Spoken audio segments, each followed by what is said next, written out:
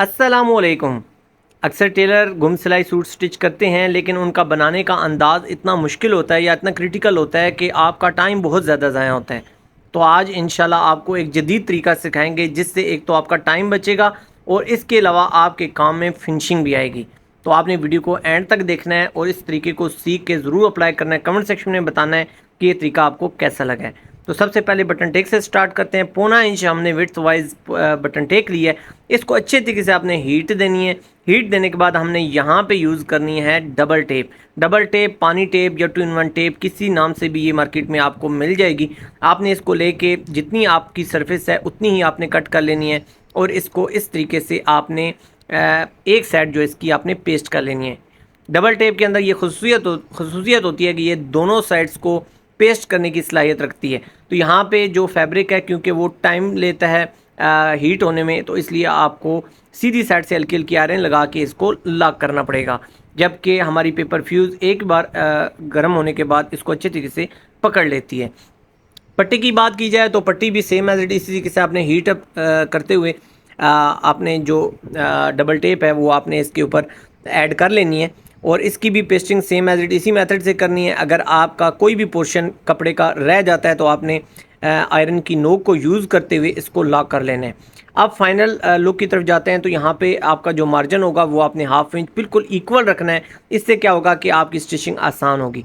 1.25 inch हमने नीचे से बॉटम एरिए को इसमें पेपर फ्यूज़ नहीं ऐड की। इससे जब हम स्टिच करते हैं तो इस पर मूविंग आसान हो जाती है। तो यहाँ पे हमारी जो पट्टी है इसका भी मार्जिन हमने एक जैसा रखा है और यहाँ पे आप देख सकते हैं डबल टेप इसी तरीके से अप्लाई हुई है। और यहाँ पे आप देख सकते हैं कि हमने कट भी लगाए हुए हैं। कट के बारे में डिटेल में आगे वीडियो में जाके आपको बताता हूँ। और यहाँ पे आयरन की मदद से हमने 1/2 इंच पे निशान लगा के जहाँ जहाँ पे हमारी पट्टी की स्टिचिंग आनी है उसको हमने लॉक कर लिया, क्योंकि 1 इंच विड्थ वाइज हमने पट्टी ली है। तो 1 इंच विड्थ वाइज हमने यहाँ पे सिलाई जो हमने लेआउट की है वो हमने 1/2 इंच यानी दोनों साइड पे की है। तो यहाँ पे क्योंकि 1.25 इंच हमारी पट्टी है तो 1.25 इंच पे आप यानी 2 पॉइंट आपने लेफ़्ट साइड से छोड़ के यहाँ पे निशान विजिबल करना है। और यहाँ पे अगर कट की बात की जाए, यहाँ पे आप देख सकते हैं मिडल से थोड़ा सा हटा के यानी राइट साइड पे रख के हमने कट लगाया, क्योंकि हम बैन के दरमियान में गैप देना चाहते हैं। अगर गैप नहीं देना चाहते हैं तो आप बिल्कुल मिडल में जाके भी कट लगा सकते हैं। अगर पट्टी की बात की जाए तो पट्टी भी हमने बिल्कुल मिडल से हटा के लेफ़्ट साइड पर रखते हुए कट लगाया, क्योंकि हम थोड़ा सा जो है अपने बैन के दरमियान में गैप चाहते हैं। तो यहाँ पे इस तरीके से एक्स्ट्रा जो हमारा कट है वो हम यहाँ पे रिमूव करते हैं सीज़र की मदद से। अब यहाँ पे स्टिचिंग की बात आती है तो स्टिचिंग आपने अगर बिल्कुल स्ट्रेट आपने मार्जिन कट किया होगा तो आसानी के साथ एक ही जगह पे रखते हुए आपको आइडिया हो जाएगा कि दोनों पोर्शंस आपको रहनुमाई दे देंगे कि आपकी स्टिचिंग कहाँ पे सीधी आ रही है। लेकिन अगर वो आप की कटिंग में किसी किस्म की डिस्टॉर्शन है तो आपने नीचे से भी रहनुमाई लेते हुए जो हमने लेआउट की हुई है आयरन की मदद से, वहाँ से रहनुमाई लेते हुए भी इसको स्टिच कर सकते हैं। तो यहाँ पे अब हम अगर फ्रंट पट्टी की बात करें, 1 इंच हमने विड्थ वाइज दी थी। तो यहाँ पे ये लेआउट जो निशानात हैं ये आप देख सकते हैं 1 इंच ही हैं। इससे क्या होगा कि हमें आसानी होगी अपनी स्टिचिंग में स्टिचिंग करते हुए। तो यहाँ पे starting point same as it वही मेथड, हमने जो कॉर्नर है उसको हमने फॉलो करना है, क्योंकि बटन टेक में हमने 2 पॉइंट अंदर की तरफ रखा है। लेकिन यहाँ पे हमारी जो लेआउट है इसको ही फॉलो करते हुए हमने बॉटम तक सिलाई करनी है। कपड़े को एंड तक आपने सिलाई नहीं करना, सिर्फ यहाँ पर पेपर फ्यूज़ है वहाँ तक आपने स्टिचिंग करनी है।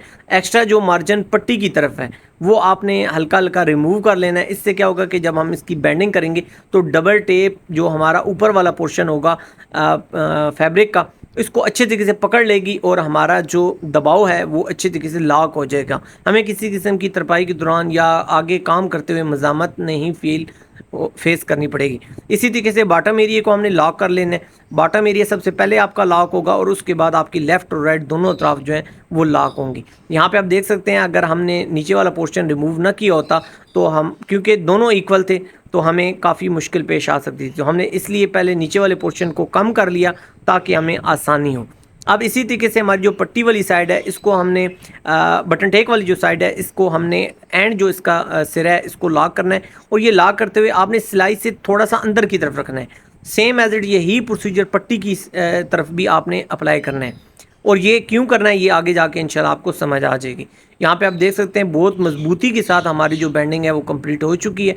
पट्टी का पोर्शन जो है वो इस तरीके से आप देख सकते हैं, इस तरीके से हमने बेंड कर लिया है। और इसको जब हम पलटा देंगे तो हमारी जो फिनिशिंग है वो अल्हम्दुलिल्लाह कंप्लीट हो जाएगी।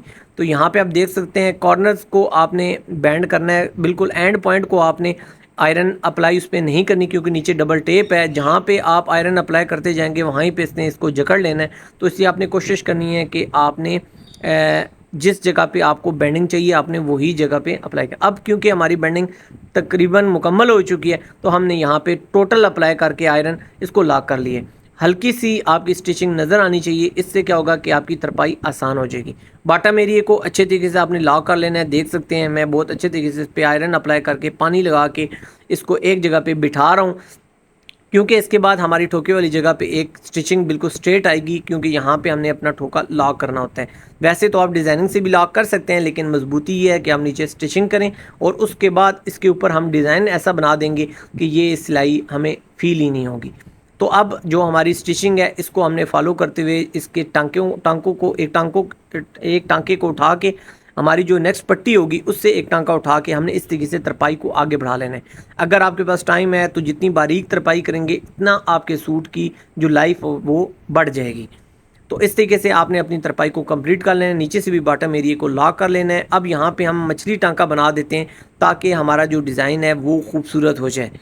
तो मछली टांका बनाने के लिए मैंने तो यहाँ पे रेशमी थ्रेड का यूज़ किया, डबल धागा यहाँ पे रेशमी थ्रेड मैंने यूज़ किया है। आप सिंपल अगर आपके पास रेशमी थ्रेड की फैसिलिटी नहीं है तो आप रेशमी सिंपल जो हमारा नलकी का धागा होता है इसको भी डबल करके यूज़ कर सकते हैं। तो ये ऑप्शनल होता है, ये चीज़ें ये आप अपनी मर्ज़ी के मुताबिक। यहाँ पे एंकर का धागा भी अप्लाई किया जा सकता है अगर मज़ीद आप इसको उभारना चाहते हैं। तो यहाँ पे जो कॉर्नर है इसको अच्छे तरीके से आपने कंप्लीट करना है ताकि हमारी जो लुक है वो एक जैसी है। और इसी तरीके से हमारी जो फ्रंट साइड थी जहाँ से हमने इस डिज़ाइन को शुरू किया था वहाँ पे भी हमने इसको अच्छे तरीके से कंप्लीट कर लिया है। और यहाँ पे इसकी जो फाइनल लुक है वो अल्हम्दुलिल्लाह आपके सामने आ चुकी है। जो हमारा नीचे सिलाई है वो हिडन हो चुकी है।